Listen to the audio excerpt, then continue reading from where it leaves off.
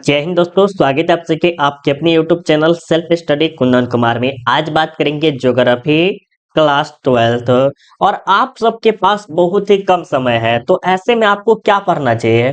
बहुत ऐसे स्टूडेंट हैं जो हमसे पूछते हैं कि सर ऐसा हम क्या पढ़े जिसे हम पढ़ के बोर्ड एग्जाम में 450 या 400 नंबर ला जाए, ताकि हमारे माता पिता जो है हम पे गर्व करे।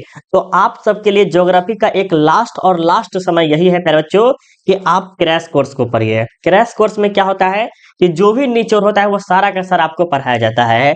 और ये क्रैश कोर्स का सेट 1 है और आपको जो हम है टोटल 10 सेट कराएंगे। और अगर आप 10 का 10 सेट याद कर लेते हैं अच्छे से और अपनी कॉपी में लिख लेते हैं, तो ये हम आपको अपने तरफ से लिख के देते हैं कि आप अपने बोर्ड एग्जाम में 95 या 90% आपको लाने से कोई भी नहीं रोक सकता है। क्योंकि इस क्रैश कोर्स में जो भी प्रश्न कराएंगे मतलब कि MVVI लघु एवं दीर्घ उत्तरीय प्रश्न उत्तर कराएंगे, जो बोर्ड एग्जाम के लिए बहुत ही ज्यादा इंपॉर्टेंट है। और ये MVVI सब्जेक्टिव जो है प्यारे बच्चों, अगर आप अच्छे से याद कर लेते हैं, पढ़ लेते हैं, तो हम उम्मीद से आपको कहेंगे तो आप बोर्ड एग्जाम में गर्दा उड़ा के नंबर लाइएगा। और ये सेट 1 है और आपको टोटल कितना सेट देखना है, सेट 10 तक देखना है। और सभी के सभी सेट आपको इतना इजीली समझा देंगे कि कहिएगा सर बहुत ही मजा आया। और मुझे उम्मीद है कि सेट 1 में भी आप अच्छा से अच्छा कमेंट करके जाएंगे। तो चलिए हम वीडियो को स्टार्ट करते हैं। अभी तक आपने चैनल को सब्सक्राइब नहीं किया, सब्सक्राइब कर लीजिए। और अगर आप सेट 2 भी देखना चाहते हैं तो क्या कीजिए, बेल आइकन को ऑल कर लीजिएगा।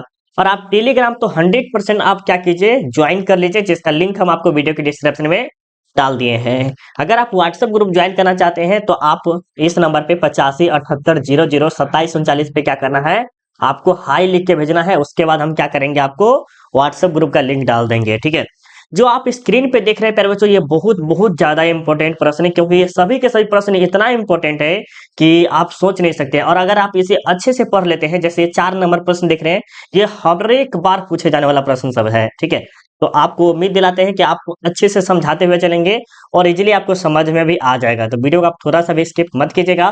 प्लीज अभी तक आपने इस वीडियो को लाइक नहीं किया तो प्लीज एक लाइक कर दीजिएगा और अपने दोस्तों को क्या कीजिएगा, शेयर कर दीजिएगा। एक छोटा सा काम कर दीजिए, क्या करना है, शेयर करना है। ठीक है, अब चलिए हम यहाँ से स्टार्ट करते हैं। टोटल 10 प्रश्न है, ताकि हम आपको कम समय में अच्छे से अच्छे समझाएं। हम ज्यादा समझाने की कोशिश करेंगे, क्योंकि अगर आपको समझ में आ गया तो आप इजीली यहाँ पर क्या कीजिएगा, लिख पाइएगा। ठीक है, यहाँ पर एक नंबर में क्या कह रहा है कि जनसंख्या परिवर्तन के 3 निर्धारक घटक कौन कौन है। मतलब कहा जा रहा है प्यारे बच्चों, जनसंख्या, जैसे आप देखते हैं किसी जगह पर बहुत ज्यादा जनसंख्या रहती है और किसी जगह पर देखिएगा बहुत ही कम रहता है। तो जनसंख्या के परिवर्तन मतलब कि जो बदलाव होता है, उसके को 3 जो घटक है वो कौन कौन है, इसके बारे में बताना है। देखिए, जनसंख्या परिवर्तन के 3 निर्धारक घटक इस प्रकार है, आपको इस तरह से ही लिखना है। सबसे पहले जो है जन्म दर है, उसके बाद कौन है, मृत्यु दर है, उसके बाद कौन है, प्रवास है।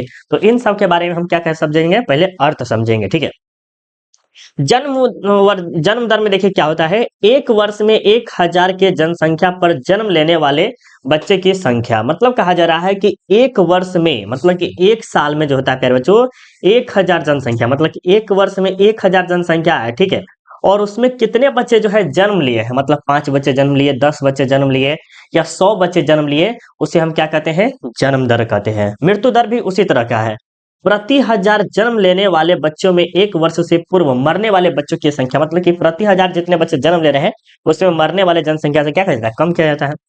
और प्रवास जो है एक सिंपल है प्यारे बच्चों, कि एक स्थान से दूसरे स्थान जाना क्या कहलाता है, प्रवास कहलाता है। जैसे मान लीजिए आप पहले कहाँ पर है, बिहार में अभी है। ठीक है, और अभी आप चल जाइएगा दिल्ली, क्या कीजिएगा, दिल्ली चल जाइएगा, तो ये किस में आएगा प्यारे बच्चों, प्रवास में आएगा। ठीक है, और मृत्यु दर में क्या होता है कि जैसे 1000 पुरुष है जिसमें से एक मर गया तो कितना बचा, 999 बचा। और जन्म दर में क्या है, 999 व्यक्ति है और एक आदमी जन्म ले लिया तो कितना हो गया, 1000 व्यक्ति हो गया। तो इस तरह से आपको ये प्रश्न में थोड़ा सा समझ में नहीं आया होगा, मुझे पता है, बट आप इसे अगर कॉपी में लिखिएगा और समझिएगा तो आपको अच्छे से समझ में आ जाएगा। ठीक है, दूसरा प्रश्न देखते हैं, और ये प्रश्न को आप कह दीजिए MVVI है। क्या है, MVVI, खैर प्रश्न है, अच्छे से याद कर लीजिएगा। क्या करा कि परिवहन क्या है, इसके महत्व को लिखे। परिवहन जैसे गाड़ी उड़ी देखे हैं, तो ये सर गाड़ी कौन नहीं देखा होगा, हम भी देखे हैं, हमारे भाई देखे हैं, सब आदमी देखे, आप भी देखे होंगे।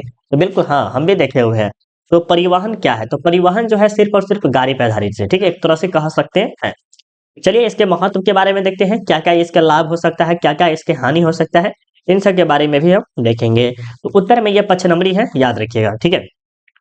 किसी वस्तु या सेवा को एक स्थान से दूसरे स्थान ले जाना और लेकर आना, वही परिवहन कहलाता है। जैसे जैसे जैसे प्यारे बच्चों, जैसे आपका मान लीजिए अभी जो है बिहार में आप हैं, ठीक है, बिहार में है और आपका जो है दिल्ली में क्या किया गया, सेंटर दे दिया कि हाँ आपको क्या करना है, दिल्ली में जाके आपको क्या करना है, एग्जाम देना है। तो जब आपने क्या किया, परिवहन के माध्यम से, जिसमें आपको सेवा किया, मतलब कि आपको बहुत ही अच्छे से बैठा वगैरह लेगा, लेके कहाँ चले गए, दिल्ली, और फिर आपको क्या किया, दिल्ली से लाया, तो यही क्या कहलाता है, परिवहन कहलाता है। समझ में आ रहा है ना, थोड़ा मोड़ा भी समझ में आ रहा है ना प्यारे? अगर आपको समझ में आ रहा है तो बोलिएगा जरूर, क्योंकि अगर नहीं बोलेंगे तो अच्छा नहीं होगा, राइट।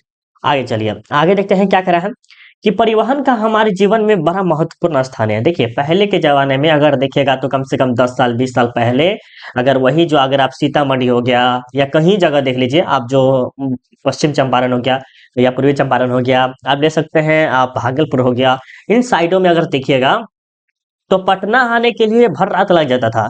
लेकिन आज के समय में परिवहन होने से क्या हुआ है, मनुष्य में तीव्रता आ गई है, मतलब कि वो जल्दी से जल्दी एक जगह से दूसरे जगह पहुंच जा रहे हैं, क्योंकि इससे लोगों के बीच, विश्व के देशों के बीच दूरियां कम हो गई है। मतलब परिवहन आने से क्या हुआ है कि एक लोग दूसरे लोगों से क्या करते हैं, जल्दी से जल्दी मिल लेते हैं, एक देश दूसरे देशों से जल्दी बात कर लेते हैं, ठीक है। ये क्या हुआ, दूरियां कम हो गई है।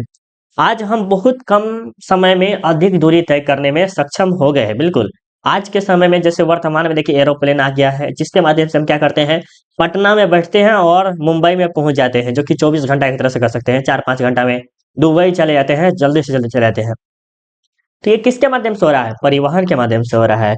परिवहन ने मानव को ऊंचाई तक पहुंचा दिया है, बिल्कुल, परिवहन जो है मानव को क्या क्या है, ऊंचाई तक पहुंचा दिया है। लेकिन विश्व के विकसित देशों की तुलना में भारत में परिवहन के साधनों की कमी है। मतलब कहा जा रहा है कि जो देश, जैसे मान सकते हैं अमेरिका हो गया और भी कोई कोई देश जो दे सकते हैं, उन देशों की कल्पना में या तुलना में भारत जो है बहुत ही पीछे है। क्या है प्यारे बच्चों, बहुत ही पीछे है। फिर भी इसका महत्व कम नहीं है, लेकिन फिर भी भारत में जो है इसकी महत्व जो है कम नहीं है प्यारे बच्चों, ठीक है। इस तरह से आपको यहाँ तक आपको समझा दिया। अगर यहाँ तक अगर आप लिखते हैं परिवहन क्या है, तो आपको 2 नंबर मिलेगा। कितना नंबर मिलेगा, 2 नंबर। अब इसके महत्व के बारे में बताया है, तो देखिए महत्व में आप सबसे पहले लिख सकते हैं कृषि के क्षेत्र में, फिर उसके बाद आप उद्योग के क्षेत्र में, व्यापार के क्षेत्र में लिख सकते हैं। जो जो आपको इच्छा लग रहा है, कार्यालय के क्षेत्र में, आप जो आपको अच्छा लगे उसके क्षेत्र में आप लिख सकते हैं। देखिए कृषि के क्षेत्र में क्या करा है कि भारत में अधिकांश लोग जीविका के लिए कृषि पर निर्भर है, बिल्कुल। यहाँ पर कहा जा सकता है अभी के समय में भी 70 से 75% जो लोग क्या है, अभी कृषि पे आधारित है। किस पे आधारित है प्यारे बच्चों, कृषि पे आधारित है। आज भी लोग कुछ राज्य जैसे पंजाब, हरियाणा और पश्चिम उत्तर प्रदेश को छोड़कर परंपरागत तरीके हल बैल से खेती करते हैं। मतलब कि पंजाब हो गया, हरियाणा हो गया, इन सब क्षेत्रों में जो है ना हल की बहुत ही कम मात्रा में, जैसे बैल उल नहीं होता है, वो उसकी मात्रा कम है। लेकिन बिहार, खैर सभी राज्य में जो है ना बैल वगैरह धीरे धीरे कम होता जा रहा है। वहीं अगर आप 5 साल पहले के देखिएगा तो एक बैल, जो जोरा के बैल बिकाता था, वो 60,000 70,000 में, 30-30 हजार में बिकाता था, बढ़िया बढ़िया बैल, ठीक है। लेकिन योजना काल में सड़कों के निर्माण से मंडियों के साथ संपर्क बढ़ गया।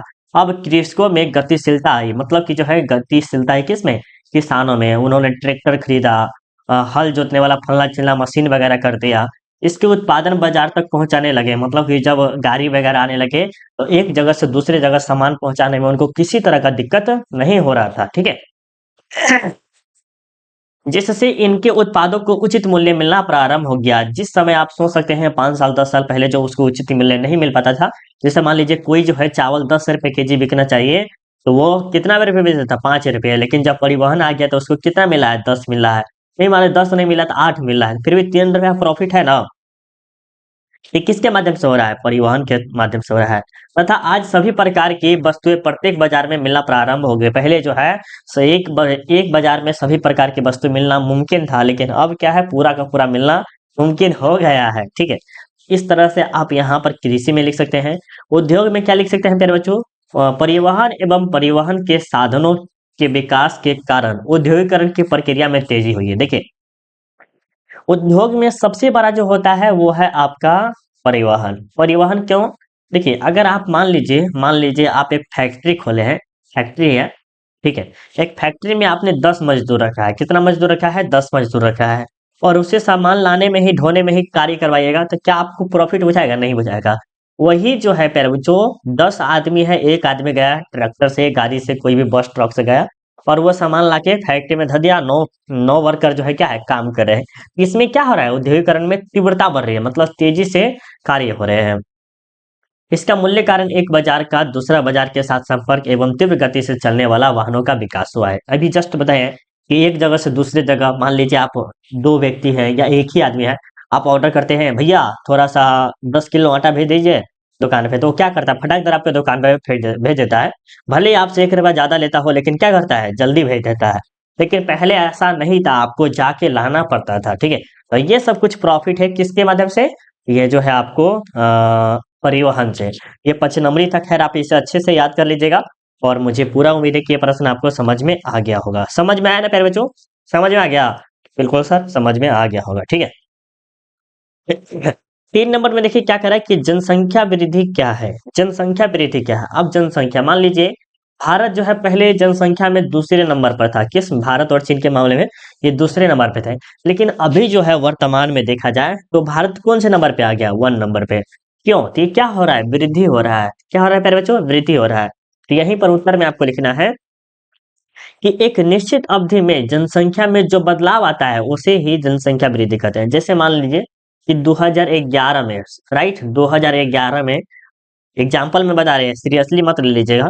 2011 में मान लीजिए कि 20 लोग थे। ठीक है, 20 लोग थे। लेकिन वही देखिएगा 2023 में वही 50 लोग हो जाएंगे। तो क्या हो रहा है? इसमें जनसंख्या में क्या हो रहा है प्यारे बच्चों? तीव्र गति से वृद्धि हो रहा है। आप सोच सकते हैं कितना ज्यादा वृद्धि हो रहा है। ठीक है, तो इसे हम क्या कहते हैं? जनसंख्या वृद्धि कहते हैं। ये भी खैर ये प्रश्न पूछा गया है, राइट। आगे चलते हैं। ये प्रश्न तो खैर आपको छोड़ना नहीं है। 4 नंबर तो कह सकते हैं एमवीवीआई पे रचो। 4 नंबर जो प्रश्न है वो एमवीवीआई है, उसे आप छोड़िएगा नहीं है, राइट। 4 नंबर देखिए क्या कर रहा है कि कृषि कार्य को प्रभावित करने वाले प्रमुख कारकों का नाम लिखिए। देखिए, कृषि कार्य को प्रभावित करने वाले, अब जैसे कृषि है, जैसे किसान से पूछेगा कि चाचा या पापा, जो भी हो आपके घर में, भैया हो, जो भी हो, उनसे पूछेगा कि चाचा, कि अगर हमको खेती करना है तो हमें क्या क्या जरूरत हो सकती है कृषि, मतलब तो वो बताएंगे कि आपको अच्छा अच्छा ये चीज चाहिए, वो चीज चाहिए, तो इसके बारे में आपको बताएगा। तो चलिए हम भी आपको बता ही देते हैं, राइट।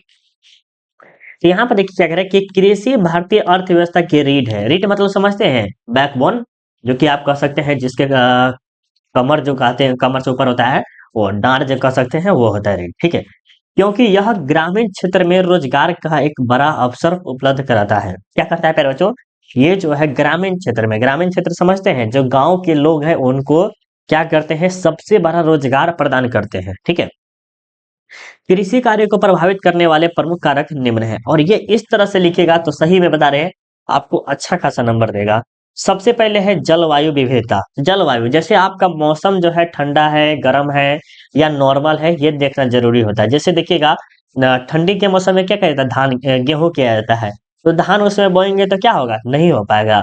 तो मौसम भी क्या है? जरूरी है। पूंजी की आवश्यकता, पूंजी की आवश्यकता क्यों है? जैसे मान लीजिए आपके पास खेत में लागत है 1000 रुपया, 100 रुपया, मान लीजिए आपके पास 50 रुपया है, तो कार्य हो पाएगा? नहीं हो पाएगा। अनाज के उत्पादन ज्यादा नहीं हो पाएगा। परिवहन के साधन, जो कि कह सकते हैं 100% जरूरी है आपके लिए, बहुत ज्यादा जरूरी है।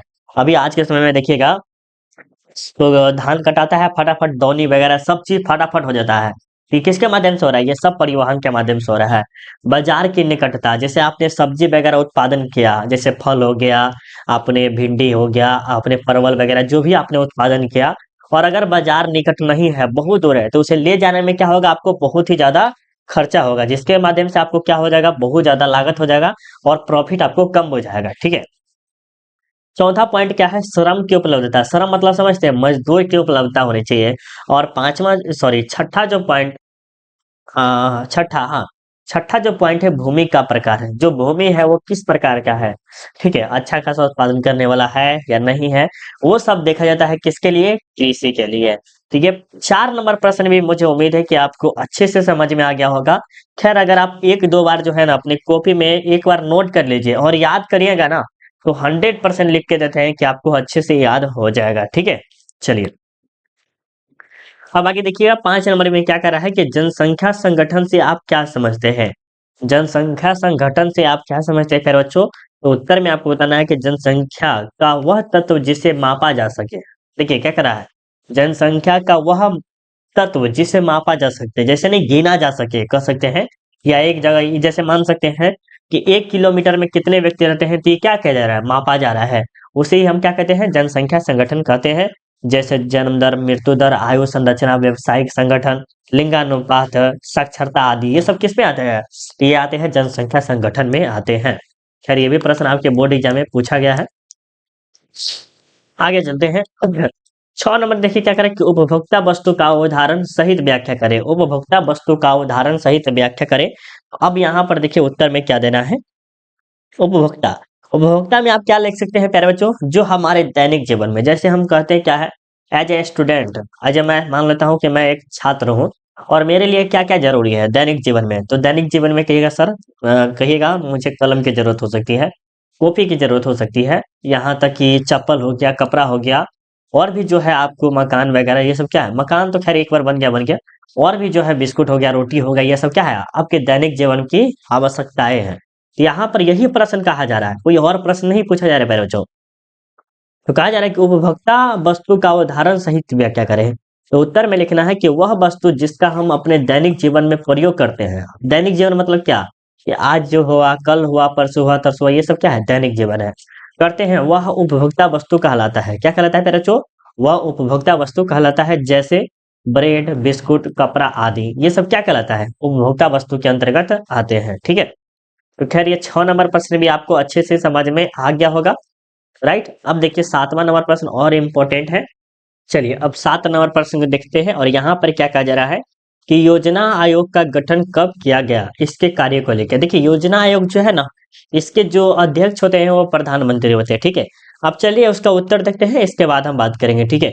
योजना आयोग का गठन 15 मार्च 1950 को एक गैर संवैधानिक संस्था के रूप में किया गया था। चलिए बताइए, तो योजना आयोग जो है एक प्रकार की कौन सी संस्था है प्यारे बच्चों? तो आप बताइएगा सर, ये जो है एक गैर संवैधानिक संस्था है। क्या है? गैर संवैधानिक संस्था है। और इसकी स्थापना कब हुई थी? तो 15 मार्च 1950 को। फिर उसे 2014 में क्या गया था, इसे हटा भी दिया गया था। ये भी आप याद रखिएगा। इसके प्रधान अध्यक्ष प्रधानमंत्री होते हैं, जो कि अभी आप कह सकते हैं प्राइम मिनिस्टर, मतलब कौन है? मोदी जी। इसका मुख्य कार्य कार्य पंचवर्षीय योजना का निर्माण करना। इसके कार्य निम्न है, मतलब कि इसका जो कार्य होता है वो 5 साल का होता है। कितने वर्ष का होता है प्यारे बच्चों? 5 सालों का इनका कार्य होता है, जो कि आप याद रखेगा। सबसे पहले जो है आर्थिक विकास को बाधित करने वाले कारकों की पहचान करना। देखिए इसमें क्या होता है, आर्थिक विकास, जैसे इकोनॉमिकली जो देश मतलब मान ले सकते हैं भारत का ही हो गया, और इसमें इकोनॉमिकली कंडीशन से एकदम झेल रहे थे। ठीक है। तो उसको विकास की तरफ ले जाएंगे। ठीक है। एक पहला पॉइंट हो गया। दूसरा पॉइंट क्या है कि देश के संसाधनों का आकलन करना, मतलब एक तरह से रिपोर्ट जो जारी करता है उस तरह से करना। ठीक है। योजनाओं की प्रगति का आवधिक मूल्यांकन करना, प्रगति की तरफ ले जाना जो जो योजनाएं हुए हैं। संसाधनों के प्रभावी उपयोग के लिए पंचवर्षीय योजनाओं का निर्माण करना। तो ये टोटल के टोटल आपको याद अच्छे से कर लेना है। ठीक है। ये खैर पूछे जाने का चांस बहुत ही कम है, लेकिन फिर भी आप इस प्रश्न को याद कर सकते हैं, पहले बार पूछा गया है, पहले पहले एग्जाम में। ठीक है। चलिए ये देखिए आपके सामने 8 नंबर में क्या है कि नगर, महानगर, मेगा नगर को परिभाषित करें। ये प्रश्न भी आपके लिए भिविया है पहले। तो क्या है? नगर, महानगर, मेगा नगर, ये सबको परिभाषित करना है। तो उत्तर में लिखना है कि नगर, महानगर, मेगा नगर को परिभाषित इस प्रकार किया गया है। सबसे पहले नगर का देखते हैं, तो 1 लाख से 10 लाख नगरीय जनसंख्या वाले नगरीय केंद्र को नगर कहा जाता है। सबसे पहले समझिए 1 लाख, ठीक है, क्या प्यारे बच्चों, 1 लाख से लेके 10 लाख जब जनसंख्या रहती है तो वो किस में आती है? नगर में आती है। जैसे मान सकते हैं पटना में क्या है, ये नगर में आ गया है। ठीक है। अब आगे देखते